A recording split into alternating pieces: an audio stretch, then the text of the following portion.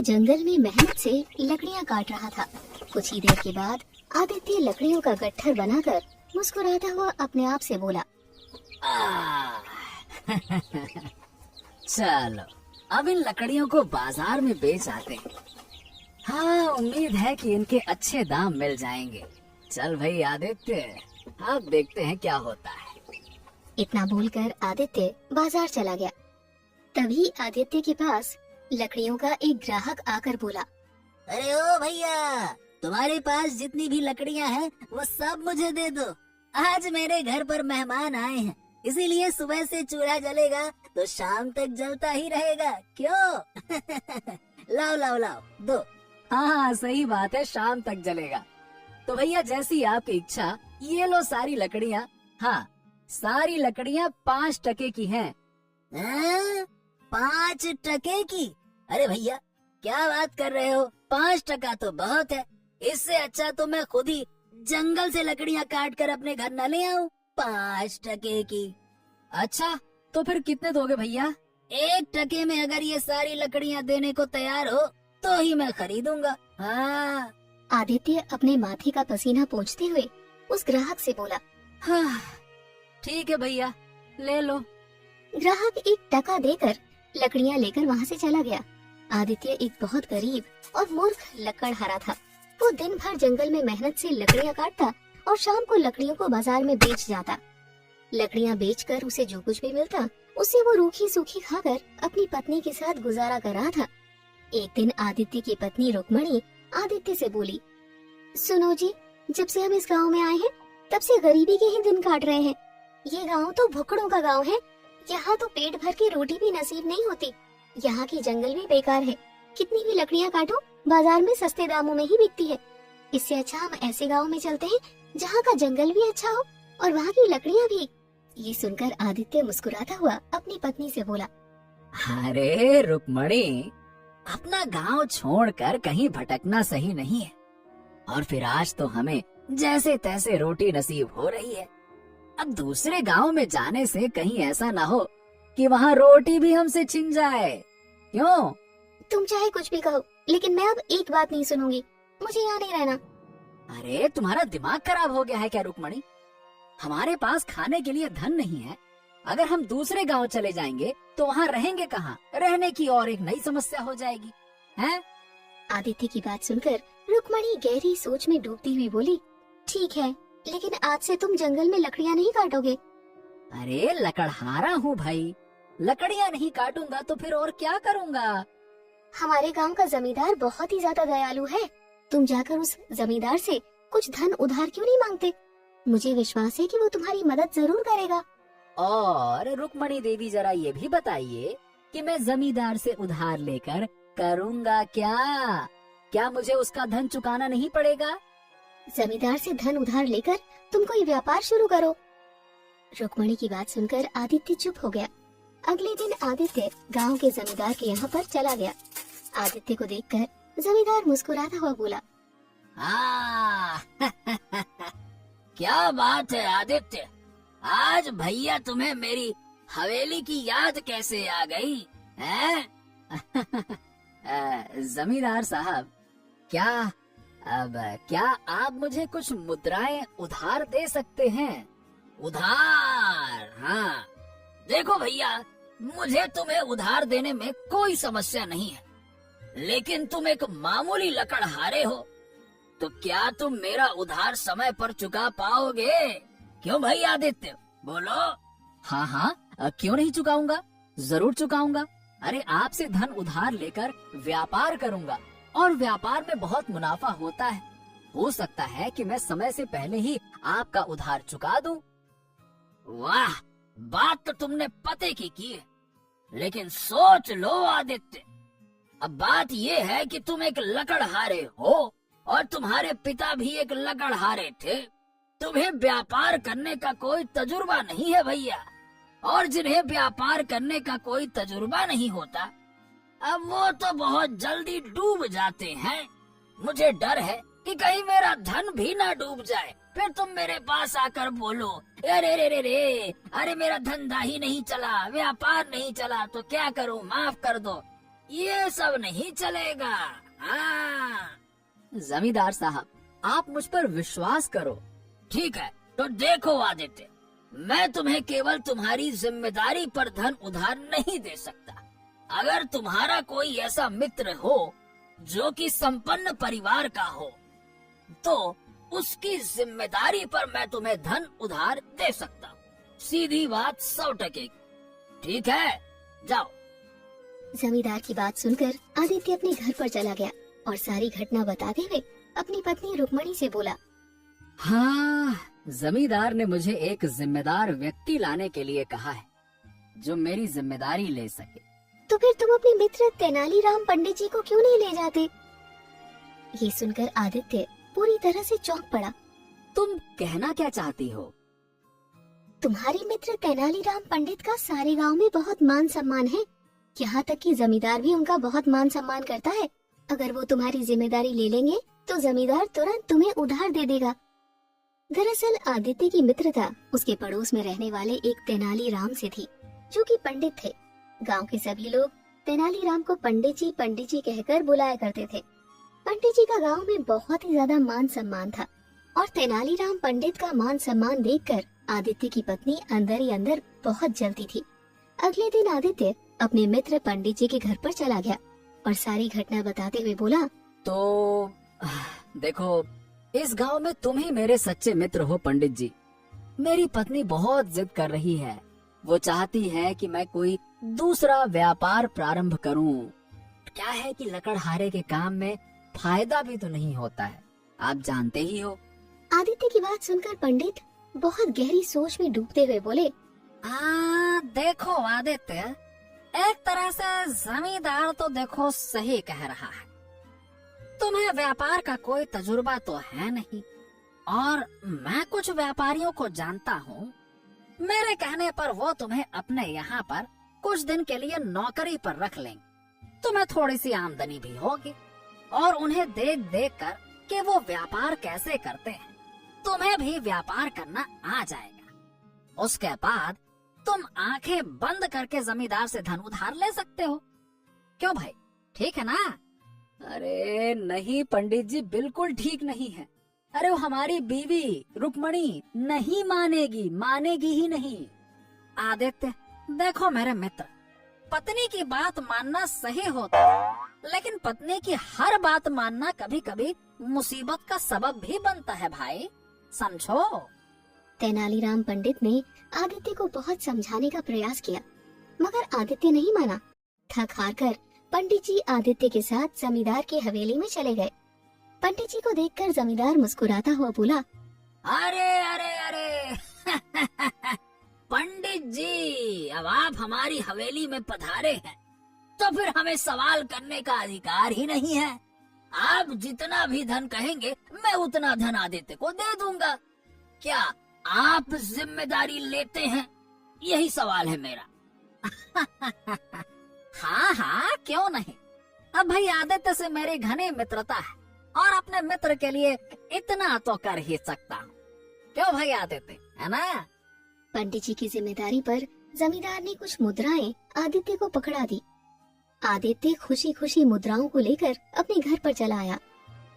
देखा, मैं जानती थी कि पंडित जी को देखकर जमींदार तुम्हें अवश्य ही धन दे देगा। हाँ, वो सब तो सही है रुक्मणी, लेकिन अब मैं व्यापार कौन सा करूं? मुझे तो यही समझ नहीं आ रहा। चिंता करते हो? इतनी ढेर सारे व्यापार हैं। तुम एक काम करो, आजकल फसल की कटाई चल रही है, कुछ किसानों की कटी हुई फसल खरीदो और राज्य में जाकर अच्छे दामों में बेच आओ। लेकिन हाँ, अपने गांव से किसी भी किसान की फसल मत खरीदना। मैं नहीं चाहती कि यहाँ के लोगों को भनक भी लगे कि तुम कौन सा व्यापार कर रहे हो। तुम दूसरे गांव के किसान की फसल खरीद कर राज्य में बेचना। आदित्य को अपनी पत्नी का सुझाव बहुत पसंद आया।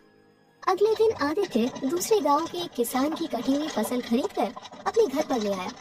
रुक्मणी उस फसल को देखकर खुश होती हुई बोली, अब इस फसल को तुम राज्य में बेच आना। आदित्य सुबह होने का इंतजार करने लगा, मगर आदित्य जैसे ही सुबह उठा तो फसल को देखकर वो बुरी तरह से परेशान हो गया और रुक्मणी को सोते से उठाते हुए बोला, रुक्मणी, अरे रुक्मणी उठो, अरे देखो फसल तो पूरी बर्बाद हो गई। अरे देखो तो सही, क्या हो गया? आदित्य की बात सुनकर रुक्मणी तुरंत उठकर बैठ गई। रुक्मणी ने देखा कि फसल में कीड़े लगे हुए थे। रुक्मणी अपना माथा पीटते हुए अपने पति की ओर देखकर बोली, अरे तुम मूर्ख के मूर्ख ही रहोगे। तुम किससे फसल खरीद कर लेकर आए थे? अरे तो तुमने ही तो कहा था कि दूसरे गांव से फसल खरीद कर ले आऊं। मैं दूसरे गांव चला गया था और वहाँ किसी किसान से फसल खरीद कर ले आया। अब किससे लाया हूँ मुझे तो उसका चेहरा भी याद नहीं है।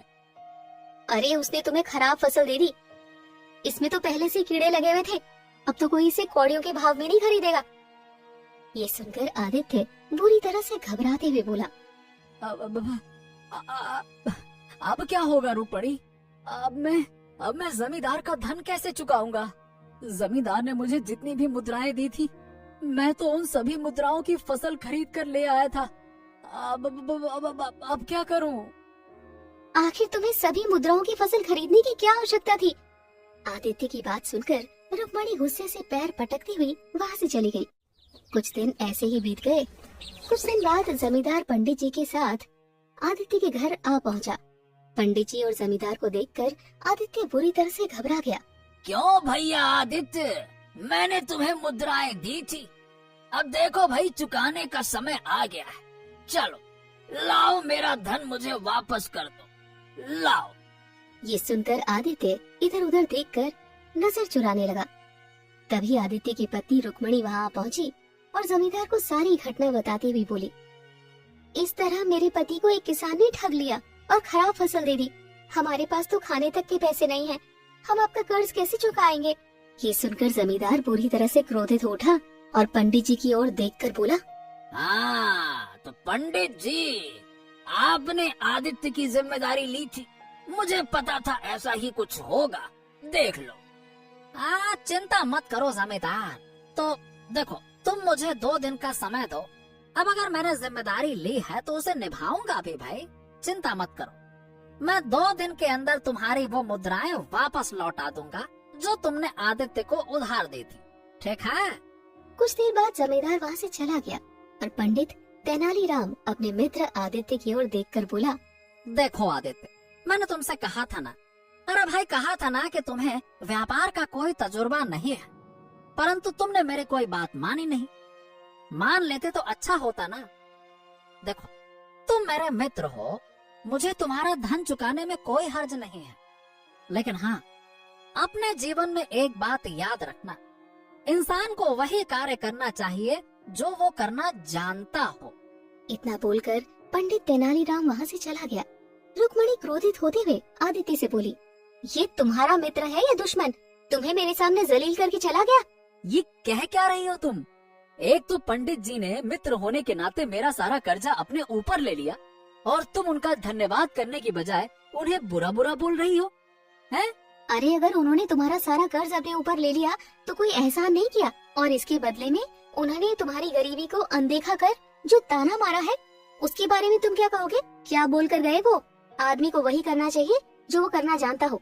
इसका मतलब ये हुआ कि तुम एक लकड़हारे हो और तुम जीवन भर लकड़ियाँ ही काट कर अपना जीवन काटोगे।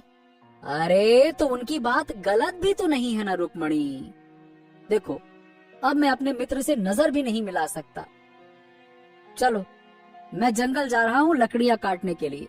मेरी ही गलती थी जो मैं तुम्हारी बातों में आ गया और क्या कहूँ, अपना अपमान करवा बैठा। हो गई बेइज्जती अपनी, बस। इतना बोलकर आदित्य जंगल में चला गया। आदित्य एक पेड़ पर कुल्हाड़ी चलाने ही वाला था कि तभी रंग बिरंगी किरणों के साथ एक सुंदर स्त्री वहाँ पर प्रकट हो गई। उस सुंदर स्त्री को देखकर आदित्य आश्चर्यचकित होकर उसकी ओर देखकर बोला, हाँ, कौन हो तुम? मैं वन की देवी हूँ। तुम जिस पेड़ पर कुल्हाड़ी चलाने वाले थे, मेरा उस पर वास है। तुम इस पेड़ को मत काटो। इसके बदले तुम मुझसे जो मांगोगे मैं देने के लिए तैयार हूँ। क्या? क्या मैं कुछ भी मांगूं तुम दे सकती हो? हाँ, मैं वन की देवी हूँ। तुम मुझसे जो मांगोगे मैं तुम्हें दे सकती हूँ। आदित्य बहुत गहरी सोच में डूब गया। कुछ देर बाद आदित्य बोला, मुझे ढेर सारा सोना दे दो। नहीं नहीं नहीं, सोना नहीं, मुझे हाँ, मुझे ढेर सारे हीरे मोती दे दो। हाँ नहीं नहीं नहीं नहीं, हीरे मोती नहीं। मुझे तुम राजा बना दो। राजा नहीं नहीं, राजा नहीं, राजा नहीं। इतना बोलकर आदित्य सुंदर स्त्री की ओर देखकर बोला, सुनो, मैं अपनी पत्नी से पूछ कर आता हूँ कि मुझे क्या मांगना चाहिए। ठीक है, तुम जब भी यहाँ पर आओगे मैं प्रकट हो जाऊंगी। आदित्य तुरंत घर पर दौड़ता हुआ अपनी पत्नी के पास चला गया और सारी घटना बताते हुए बोला, हाँ तो रुक्मणी, अब तुम बताओ मुझे क्या मांगना चाहिए। तुम मूर्ख के मूर्ख ही रहोगे। अरे वन देवी ने तुम्हें दर्शन दिए हैं तो तुम उनसे कहो कि हमारा पूरा घर स्वर्ण मुद्राओं से भर जाए, हमारे पास इतना धन हो जाए कि हम महाराज विक्रम के महल से भी बड़ा महल बनवाकर इस गांव में रहें और जीवन भर धन को लुटाते रहें। आदित्य तुरंत दोबारा दौड़ता हुआ जंगल में चला गया। आदित्य उस पेड़ के पास पहुंचा ही था कि तभी वही सुंदर स्त्री वहाँ पर प्रकट हो गई। आदित्य उस सुंदर स्त्री की ओर देखकर बोला, हे वन की देवी, मैं चाहता हूँ कि मेरा पूरा घर स्वर्ण मुद्राओं से भर जाए। ठीक है, तुम जैसे ही अपने घर पर जाओगे तुम्हें तुम्हारे घर पर स्वर्ण मुद्राओं का ढेर मिलेगा। इतना कहकर वन देवी वहाँ से गायब हो गई। आदित्य दौड़ते हुए अपने घर पर पहुँच गया और घर का दृश्य देखकर उसकी आंखें आश्चर्य से फटी की फटी रह गई। उसने देखा कि उसके घर के अंदर स्वर्ण मुद्राओं का ढेर लगा हुआ था और उसकी पत्नी फटी फटी आंखों से स्वर्ण मुद्राओं को देख रही थी। रुक्मणी आदित्य की ओर देखकर बोली, देखा तुमने, हमारी तो किस्मत बदल गई, हम तो बैठे बैठे धनवान हो गए। हाँ, हाँ, अरे अरे तुम सही कह रही हो रुक्मणी, इतनी सारी ढेर सारी मुद्राएं, अरे ये तो हम जीवन भर खर्च कर सकते हैं तो भी खत्म ना हो। क्यों? अब तुम्हें काम करने की कोई आवश्यकता नहीं है। इतना बोलकर रुक्मणी के चेहरे पर अचानक क्रोध झलकने लगा। रुक्मणी, ये तुम्हारे चेहरे पर क्रोध कैसा झलक रहा है? अचानक मुझे जमींदार और तुम्हारे मित्र पंडित जी का चेहरा याद आ गया। रुक्मणी कुछ मुद्राएं आदित्य को पकड़ाती हुई बोली, जाओ जाकर इन मुद्राओं को जमींदार के मुंह पर मार कर आओ। अपनी पत्नी की बात सुनकर आदित्य उन स्वर्ण मुद्राओं को लेकर जमींदार की हवेली पहुंच गया। आदित्य को अपनी हवेली में देखकर जमींदार चौंकता हुआ बोला, हैं आदित्य, देखो भाई आदित्य, देखो देखो देखो, अब मैं तुम्हें कोई उधार, कोई पैसा, मुद्रा कुछ नहीं देने वाला। हाँ, ओ जमींदार साहब, मैं अब तुमसे पैसा, उधार, मुद्राएं कुछ भी लेने नहीं आया, बल्कि उधार चुकाने आया हूँ। क्या? ये लो। इतना बोलकर आदित्य ने स्वर्ण मुद्राएं जमींदार के मुंह पर मार दी। ये देखकर जमींदार बुरी तरह से क्रोधित उठा। ये क्या बदतमीजी है आदित्य? कहाँ है बदतमीजी? मुझे तो मुद्राएं दिख रही हैं। अरे जमींदार, ये बदतमीजी नहीं है, अरे ये तुम्हारा उधार है, उधार। तुम्हारा समय पर मैंने उधार क्या नहीं चुकाया? अरे तुम तो मेरे घर में मुझे अपमानित करने के लिए आ गए थे ना? बोलो। झूठ मत बोलो आदित्य, मैंने तुम्हें कोई अपमानित नहीं किया, कोई अपशब्द नहीं कहे थे। अरे भाई, अपना दिया हुआ पैसा मांगना ये कौन सा अपमान या बदतमीजी करना हो गया? बोलो। अब तुम्हारी नजर में अपमान नहीं होगा, लेकिन मेरी पत्नी की नजर में बहुत ज्यादा अपमान था। अब ये स्वर्ण मुद्राएं पकड़ो और पंडित जी से अब मुद्राएं मांगने की तुम्हें कोई आवश्यकता नहीं है, समझे? जा रहा हूँ अब मैं। इतना बोलकर आदित्य गुस्से से पैर पटकता हुआ अपने घर पर चला आया। कुछ ही दिनों में आदित्य अपने गांव में सबसे अधिक धनवान हो गया। आदित्य ने अपने घर की जगह एक बहुत सुंदर महल बनवा लिया। उसके महल में अब नौकर चाकर सभी थे। एक दिन आदित्य के मित्र तेनालीराम पंडित आदित्य से बोले, आदित्य, समझ में नहीं आ रहा कि तुम्हारे पास इतना धन आया कहाँ से? आदित्य तेनालीराम को अपना सच्चा मित्र मानता था। आदित्य तेनालीराम को सारी घटना बताते हुए बोला, ये वन देवी की कृपा है। अच्छा, वाह, लेकिन आदित्य तुम चाहते तो और भी कुछ, बहुत कुछ मांग सकते थे, लेकिन कोई बात नहीं, तुम्हें धन की बहुत आवश्यकता थी। अब तुम गांव में सबसे ज्यादा धनवान व्यक्ति हो। बधाई हो, बहुत अच्छी बात। इसीलिए तुम्हें गरीबों की मदद करनी चाहिए। और देखो, मैं देख रहा हूँ कि जब से तुम धनवान हुए हो ना, तब से तुम्हारी पत्नी रुक्मणी थोड़ी सी घमंडी हो गई। अपनी पत्नी से कहना कि अपने स्वभाव में थोड़ी नरमी लेकर आए, क्योंकि जिसके स्वभाव में नरमी नहीं होती और जो धनवान बनने के बाद सबको कुछ नहीं समझता, भाई उसके पास धन अधिक समय तक नहीं टिकता। अब मित्र हो इसीलिए समझा रहा हूँ, ठीक है? चलो, नमस्ते। इतना बोलकर पंडित जी वहाँ से चले गए।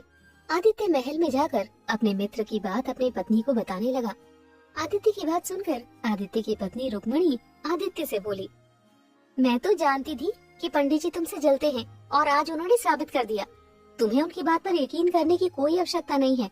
अरे जब हम गरीब थे तब कौन सी हमारी किसी धनवान ने मदद की थी जो हम गरीबों की मदद करें। समय ऐसे ही बीतता रहा। एक दिन राजा विक्रम अपने मंत्री चंदू सिंह के साथ उस गांव से गुजर रहा था कि तभी राजा विक्रम की नजर गांव में बने हुए सुंदर महल पर पड़ी। राजा विक्रम अपने मंत्री चंदू सिंह से बोला, मंत्री चंदू सिंह, ये महल तो हमारे महल से भी अधिक सुंदर है। हाँ, ये बात तो आप सही कह रहे हैं। इससे पहले भी मैं जब यहाँ से गुजरा था महाराज, तब तो यहाँ पर कोई महल नहीं था। इसका मतलब कोई हाल फिलहाल में ही धनवान बना है महाराज। हम इसके महल को अंदर से देखना चाहते हैं।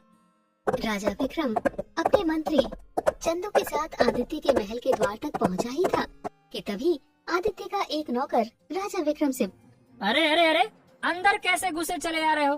कौन हो? राजा विक्रम क्रोधित होते हुए उस नौकर से बोला, तुम जानते हो तुम किससे बातें कर रहे हो? क्या तुम जानते हो कि तुम किससे बातें कर रहे हो? फिर मुझे जानने की क्या आवश्यकता है? सीधी बात है, तुम कोई भी हो, लेकिन मेरे मालिक का आदेश है कि उनसे पूछे बगैर महल में किसी को भी प्रवेश न करने दिया जाए। सीधी बात है। वाह वाह! राजा विक्रम ने क्रोधित होकर अपनी तलवार निकाल ली। तभी उसका मंत्री चंदू सिंह राजा विक्रम से बोला, महाराज महाराज महाराज, अब इसमें इस बेचारे नौकर का दोष नहीं है। ये तो अपने मालिक के आदेश का पालन कर रहा है ना, इसको छोड़ दीजिए। हाँ ठीक है, तुम सही कह रहे हो। इतना बोलकर राजा विक्रम अपने नौकर से बोला, जाओ, जाकर अपने मालिक से कहो कि महाराज विक्रम उनके महल को देखना चाहते हैं। जाओ। नौकर तुरंत महल के अंदर चला गया। महल के अंदर आदित्य अपनी पत्नी के साथ बैठा हुआ भोजन कर रहा था। नौकर सारी घटना बताते हुए आदित्य से बोला, मालिक, महाराज विक्रम आपके महल में पधारे हैं। वो आपका महल देखना चाहते हैं। ये सुनकर आदित्य बुरी तरह से चौंक उठा। क्या? महाराज स्वयं पधारे हैं? अरे ये तो मेरे भाग्य ही खुल गए। रुक्मणी। आदित्य की बात सुनकर रुक्मणी क्रोधित होते हुए अपने पति से बोली, अब तुम गरीब लकड़हारे नहीं रहे, बल्कि इस राज्य में सबसे अधिक धनवान हो। तुम्हें बाहर जाने की कोई आवश्यकता नहीं है। अरे धनवान लोग कुछ देर अतिथि को इंतजार करवाते हैं, तब कहीं जाकर उनसे मिलते हैं। इतना बोलकर रुक्मणी उस नौकर से बोली, जाओ, जाकर महाराज से कह दो कि कुछ देर बाहर ही इंतजार करें, मालिक अभी खाना खा रहे हैं। नौकर चुपचाप महल के बाहर चला गया और सारी घटना राजा विक्रम को बताते हुए बोला, मालिक अभी खाना खा रहे हैं, आपको कुछ देर इंतजार करना होगा। ये सुनकर राजा विक्रम और मंत्री चंदू सिंह बुरी तरह से चौंक पड़े। राजा विक्रम मंत्री चंदू सिंह से बोला, इस महल का मालिक जो कोई भी है, क्या तो बहुत बड़ा मूर्ख है या फिर कोई बहुत बड़ा बदतमीज। और ऐसे मूर्ख और बदतमीज मनुष्यों को धनवान बनने का कोई अधिकार नहीं। तो फिर आप क्या करेंगे महाराज? अरे करना क्या है, अपने सैनिकों को यहाँ पर बुलाओ और इस महल पर कब्जा कर लो और इस महल के मालिक को उसके ही महल से धक्के देकर बाहर निकाल दो। शायद वो जानता नहीं कि मैं इस राज्य का महाराज हूँ। हम अब कुछ दिन इसी महल में रहेंगे। जल्दी करो। कुछ ही देर में राजा के सैनिकों ने आदित्य और उसकी पत्नी को उसके ही महल से धक्के देकर बाहर निकाल दिया। राजा विक्रम गुस्से से आदित्य और उसकी पत्नी की ओर देखकर बोला, तुम दोनों पति पत्नी मेरी नजरों से दूर हो जाओ। अब इस महल पर मेरा कब्जा है और इस महल में जितनी भी स्वर्ण मुद्राएं रखी हुई हैं, उन सब पर भी मेरा अधिकार है। हाँ, तुम्हें देखकर जी तो चाहता है कि तुम्हारी गर्दन तुम्हारे धड़ से अभी इसी समय अलग कर दूं। बदतमीज कहीं के, जाओ यहाँ से। आदित्य और रुक्मणी बेचारे फिर से गरीब हो गए। आदित्य अपनी पत्नी रुक्मणी को लेकर अपने दोस्त पंडित तेनालीराम के यहाँ पर पहुँच गया और सारी घटना पंडित जी को बताता हुआ बोला।